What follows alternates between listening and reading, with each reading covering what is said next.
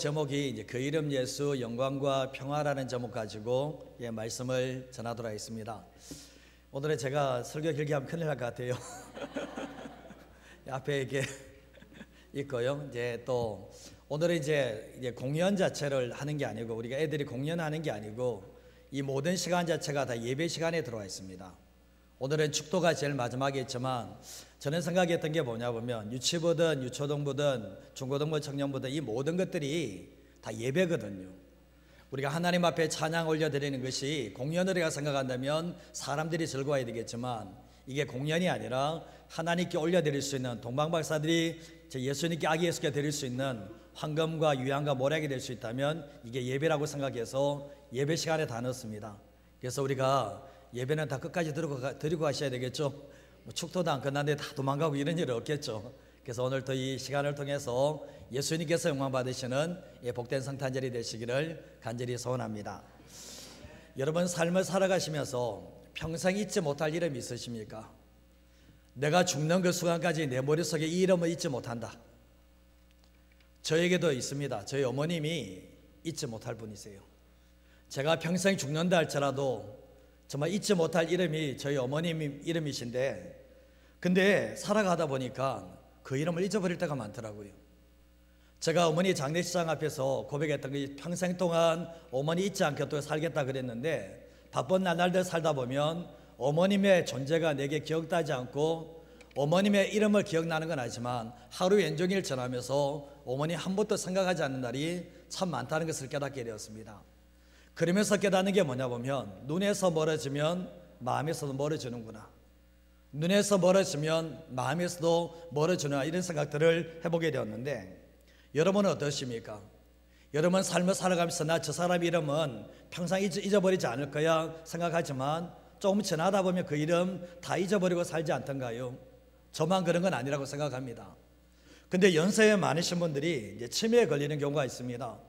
치매에 걸리는 사람들이 자기 이름을 잃어버려요. 자기 이름이 어떤 이름인지 모르는 사람들이 있다는 거예요. 참 놀랍게도 평생 동안 자기가 그 이름을 사용해 왔는데 치매에 걸리고 난 뒤에 의사분이 간호사분이 누구누구시 부르면 자기 이름에 네라고 대답했는데 자기 이름을 잊어버리고 살아가는 사람들도 있다는 것을 보게 됩니다. 그러면서 정말 느끼는 게 뭐냐 보면 충분히 그럴 수 있구나. 어느 순간에 내가 나이가 많아지고 치매에 걸면 누가 나를 불러도 내가 나인지 알지 못하는 그러한 시점들도 오겠구나 이런 생각들을 해보게 되었습니다. 그렇다면 우리가 내 자신의 이름도 잊어버릴 수도 있고 내가 사랑했던 사람들도 이름을 잊어버릴 수 있다면 평생 동안 내가 잊어버리지 않을 수 있는 유일한 이름이 있다면 오늘 말씀의 예수라는 이름이에요. 정말 예수 믿지 않는 사람이라면 이 예수라는 이름을 기억도 안 하겠지만 정말 예수 믿는 사람들은 평생 동안 내가 내 이름을 잃어버리고 내 가족의 이름을 잃어버리고 내 어머니의 이름을 잃어버린다 할지라도 평생 동안 잊혀지지 않는 그 이름이 바로 예수라는 이름이라는 것을 알게 돼요. 저는 어머니가 소천하시고 난 뒤에 어머니를 잊어버린 적이 한두 날이 아닙니다. 그러나 매일의 삶을 살아가면서 예수라는 이름은 잊어버리지 않습니다. 내가 내 이름을 밝힐 수 없을 때가 참 많이 있지만 그 순간에도 나는 예수님의 이름을 절대로 잃지 않는 삶을 살게 되는데 어쩌면 이 땅 속의 삶을 살아갈 때도 예수님의 이름을 잊어버릴 수가 없고 이 땅을 떠나가서 영원한 천국에 들어갔을 때도 잊지 못할 이름, 영원히 잊혀지지 않는 이름이 있다면 바로 예수라는 것을 알게 됩니다. 예수 믿는 사람들에게 예수라는 단어보다 더 귀한 단어는 없어요. 예수 믿는 사람들에게 예수라는 단어보다 더 소중하고 더 감격이 넘치는 단어는 없다라는 것을 알게 됩니다.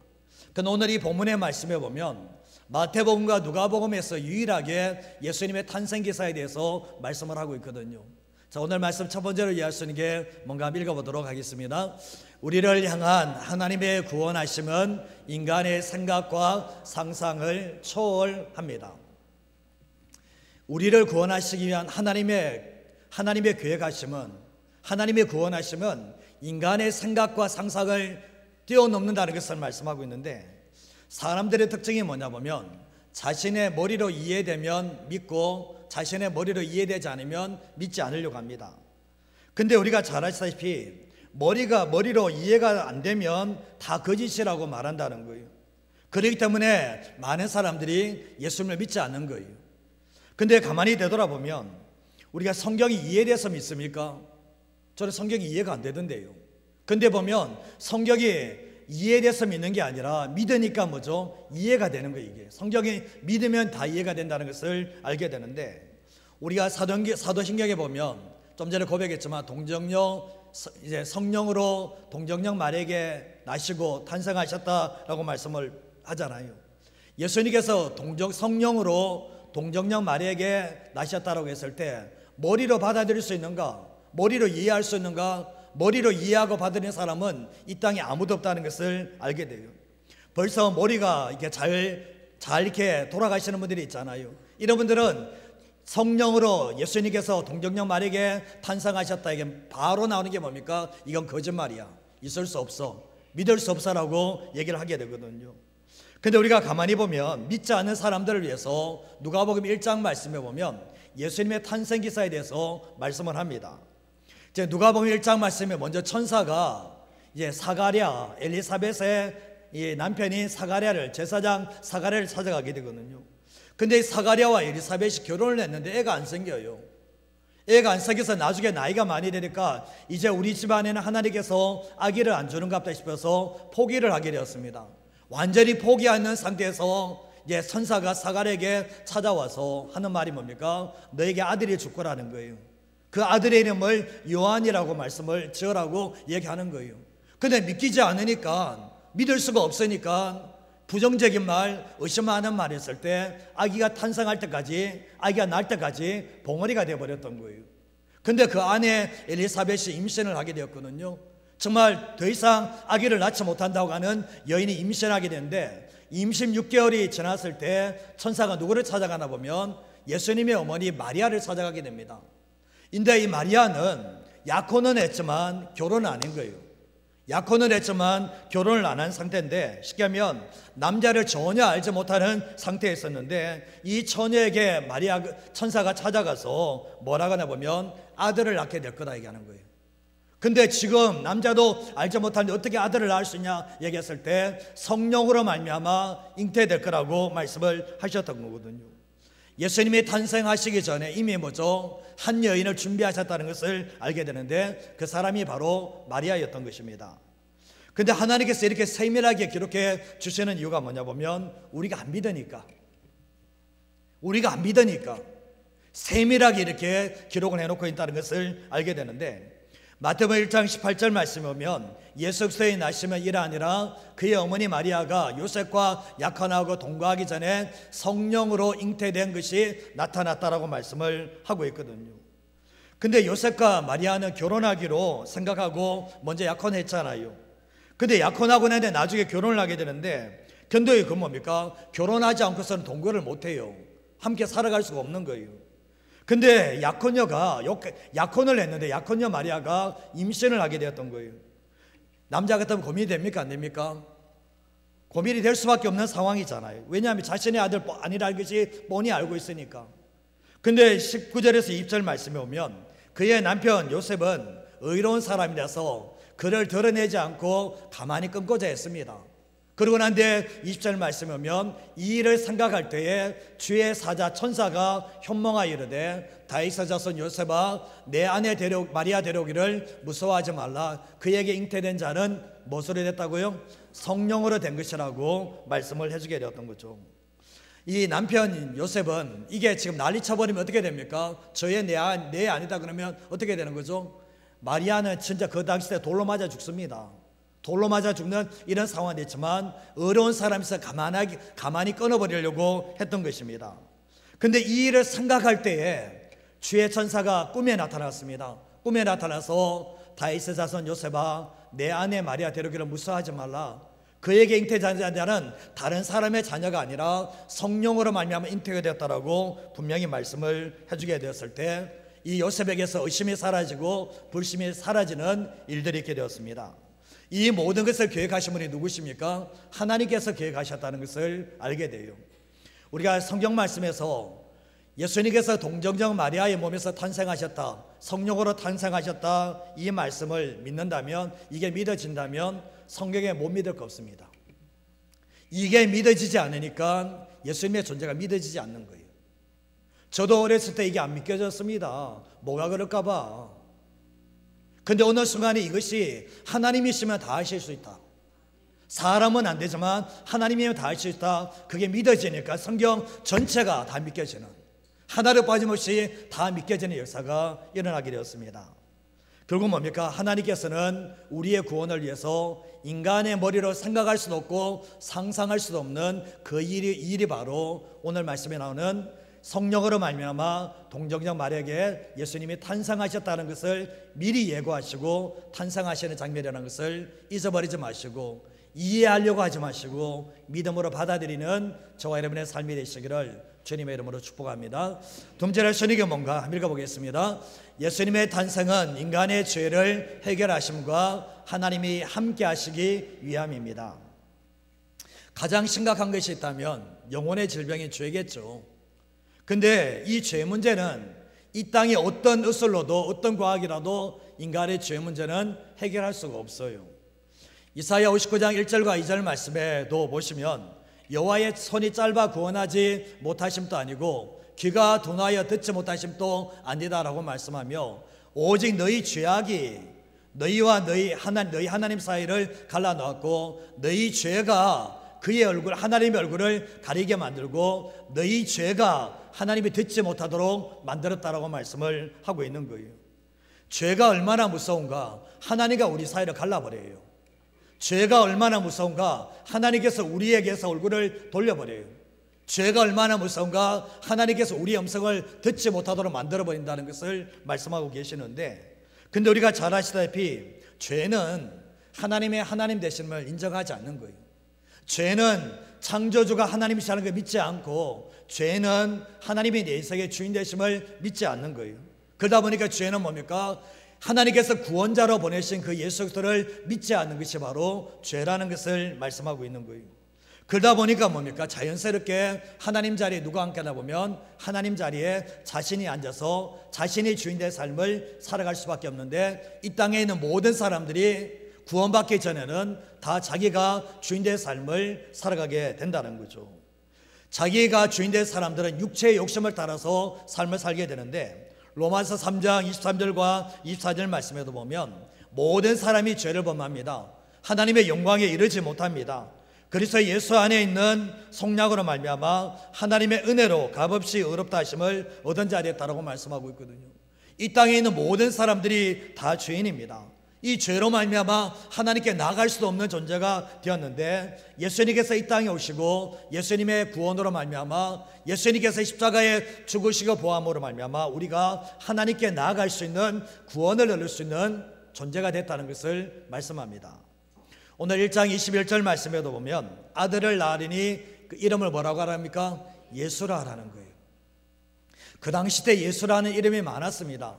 구약 성경에 호세아, 여호수아 다 구원이라는 이름을 가지고 있는데, 아들을 낳게 되면 그 이름을 예수라고 하는데, 이 예수라는 이름의 뜻이 뭐냐 보면 뒤에 나옵니다. 그가 자기 백성을 그들의 뭐에서요? 죄에서 구원할 자이심이라 라고 말씀을 하고 있거든요.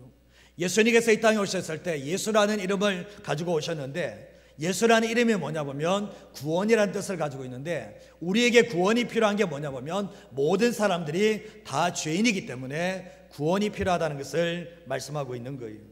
우리의 힘으로는 깨끗함을 받을 수가 없어요.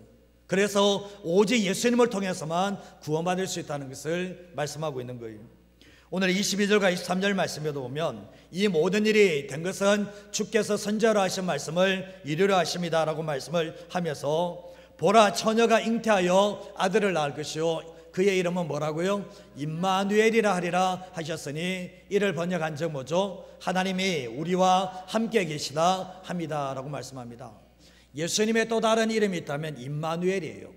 예수님께서 우리의 죄를 구원하시기 위해서 구원자로 오셔서 그 이름을 예수라고 했는데, 이사야 7장 말씀에 보면 임마누엘에 대해서 얘기하는데, 임마누엘은 하나님이 우리와 함께 계신다는 거예요. 죄 용서함 받은 사람들에게 주시는 하나님의 은혜가 뭐냐 보면 하나님이 우리와 함께 계시는 거예요. 하나님이 우리 안에도 계시고 우리의 삶에도 계시고 내가 다니는 모든 삶의 현장 속에서 누가 계시는가? 하나님이 함께 계신다라고 말씀을 하고 있는 거예요. 그래서 예수 믿는 사람들에게 데살로니가 전서 5장 9절에 10절 말씀해 보면 같이 한번 읽어볼까요? 하나님이 우리를 세우시면 노하심에 이르게 하심이 아니요 오직 우리 주 예수 그리스도로 말미암아 구원을 받게 하심이라. 예수께서 우리를 위하여 죽으사 우리로 하여금 깨어있든지 자든지 자기와 함께 살게 하려 하셨느니라. 아멘. 예수님께서 죄 용서함을 주시기 위해서 이 땅에 아기 예수로 오셨죠. 그리고 예수님께서 십자가에 죽고 부활하심으로 말미암아 우리로 뭘 받습니까? 구원을 받게 하시거든요. 그리고 10절 말씀에 보시면 예수님께서 십자가에 죽으시고 이유가 뭐냐 보면 우리로 하여금 깨어있든지 자든지 뭐죠? 자기와 함께 살게 하기 위해서. 구원받으면 죄 용서 받고 영원한 천국 가는 그게 끝이 아니라 이 땅을 삶을 살아갈 때 누구와 함께 산다고요? 하나님과 함께 사는 거예요. 민정이 누구하고 산다고? 최민정이 누구라고? 하나님과 함께. 하나님과 함께 살게 하기 위해서 뭐죠? 예수님께서 우리를 구원하셨다는 것을 말씀하고 있는 거예요. 그래서 우리는 예수 믿고 이 성탄절에 예수님이 날 위해서 오셨고 나의 죄를 용서하셨습니다. 그게 끝나는 게 아니라 우리의 평생 뭐죠? 이전에는 예수님과 하나님과 삶을 살지 못했지만 이제 하나님과 함께 삶을 살아가는 것이 바로 구원의 시작이라는 것을 기억하셨으면 합니다. 자, 오늘 이제 세 번째 마지막인데요. 이 본문 읽고 설교 끝내도록 하겠습니다. 같이 한번 읽어보겠습니다. 예수님의 탄생은 하나님께 영광을 사람들에게 평화를 주시기 위함입니다. 자, 우리가 보면 러시아와 그 우크라이나 전쟁이 언제 터졌습니까? 2022년 2월 달에 전쟁이 났거든요. 전쟁 끝났습니까? 전쟁 안 끝났습니다. 근데 보면 소련이 붕괴된 후에 우크라이나가 독립을 하게 되었거든요. 독립을 하게 되었는데 러시아는 우크라이나를 인정하지 않으므로 전쟁을 일으키게 되었습니다. 근데 평화가 깨어졌는데 뭐 때문에 깨어졌는가? 욕심인 거예요. 자기 밑에 두려고 하니까 욕심 때문에 이 전쟁이 일어났다는 것을 알게 되면서 이 땅의 세상에 진정한 평화는 없다라는 것을 알게 돼요. 예수님께서 가장 낮고 천한 곳에 오셨는데 말구유에 탄생을 하셨습니다. 이게 우리에게 큰 감동을 주는데 만왕의 왕 되신 예수님께서 말구유에 탄생을 하셨습니다. 이게 하나님의 계획이고 하나님의 뜻이었던 거예요. 더 좋은 환경에서 탄생시킬 수 있지만 말구유를 선택하신 이유는 뭐냐 보면 예수님께서 탄생부터 시작해서 그의 삶이 결국은 정말 높은 자리에 있는 것이 아니라 낮은 자리에서 섬기기 위해서 오셨다는 것을 말씀을 통해서 보게 돼요. 그래서 예수님께서 인자가 온 것은 섬김을 받으려 함이 아니라 섬기려 하고 자기 목숨을 많은 사람들을 위해서 대속물로 주려 하십니다라고 말씀을 하고 있거든요. 오늘날처럼 편안한 병원에서 출생한 게 아니에요. 탄생하는 게 아니에요. 말구에서 탄생을 하셨는데 누가복음 2장 10절과 11절 말씀에 보면 천사가 이르되 무서워하지 말라 보라 내가 온 백성에 미칠 큰 기쁨의 좋은 소식을 전한다라고 말씀을 하시면서 기회 11절 말씀 한번 읽어보겠습니다.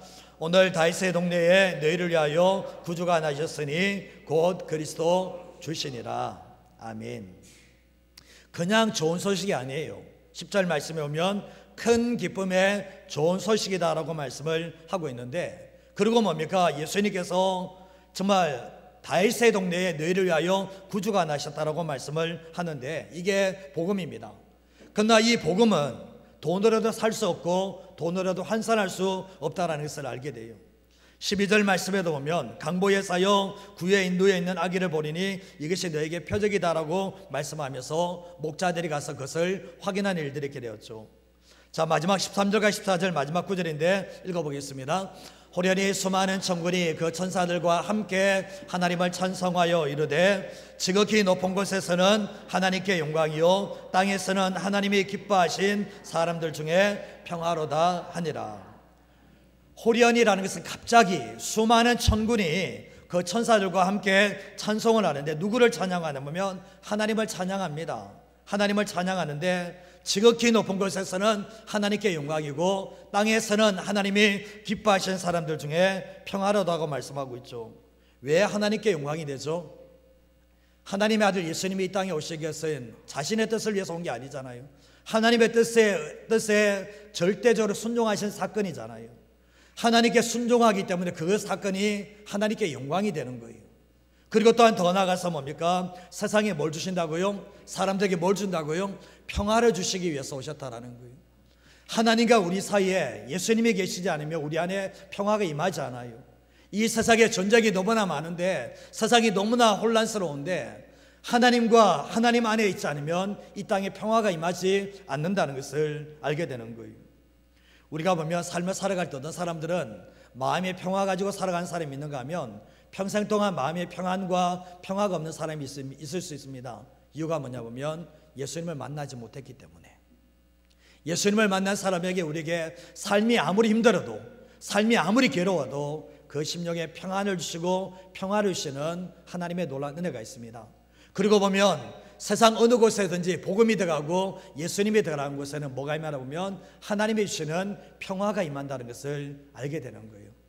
그래서 우리가 신앙생활 할 때도 정말 예수님께서 이 땅에 오셔서 십자가에 죽으신 이유가 바로 이 땅에 오신 이유가 하나님께 영광이 되고 또 우리의 사람들에게 평화를 주기 오셨다는 것을 잊어버리지 마시고, 우리가 이 땅에서 그 평화를 누려가면서 또 예수님께서 이 땅에 마지막으로 오신다라고 말씀을 하셨는데, 탄생과 죽음과 부활과 승천과 재림, 이 모든 것은 다 우리에게 평화를 주시기 위함이라는 거죠. 그래서 우리는 이 땅을 삶을 살아갈 때, 제가 처음 얘기했지만 내 어머니의 이름은 잃어버릴 수 있어도, 내 이름을 잃어버릴 수 있어도 절대로 잊지 마셔야 될 것이 예수님의 이름이라는 것을 기억하시면서 살아가는 저와 여러분 되시고요. 제가 한 가지 말씀을 드리면, 제가 오늘 아침에 이제 새벽기도 마치고 이제 목탕에 갔거든요. 목탕 갔는데 제가 태어나면서 그만큼 더러운 사람 처음 봤습니다. 세상에서 인상 그만큼 더러운 사람 처음 봤던 것 같아요. 제가 오늘 교육자들 얘기했습니다. 제가 목탕 갔다 와서 세상에서 인상 저만큼 더러운 사람 처음 봤다. 그 사람도 예수 믿으면 인상 좋아집니다. 아무리 인상 더러워도 예수님 만나면 그 얼굴 바뀝니다. 우리의 삶에 그렇습니다. 아무리 찌른 삶을 살아가도 예수님 만나면 우리의 심령이 달라지고 우리의 모습이 달라지는데, 정말 이 땅 속에서 예수님의 평화를 누리다가 영원한 평화의 나라인 천국에 들어가는 우리 모든 성도 되시기를 주님의 이름으로 축복드립니다.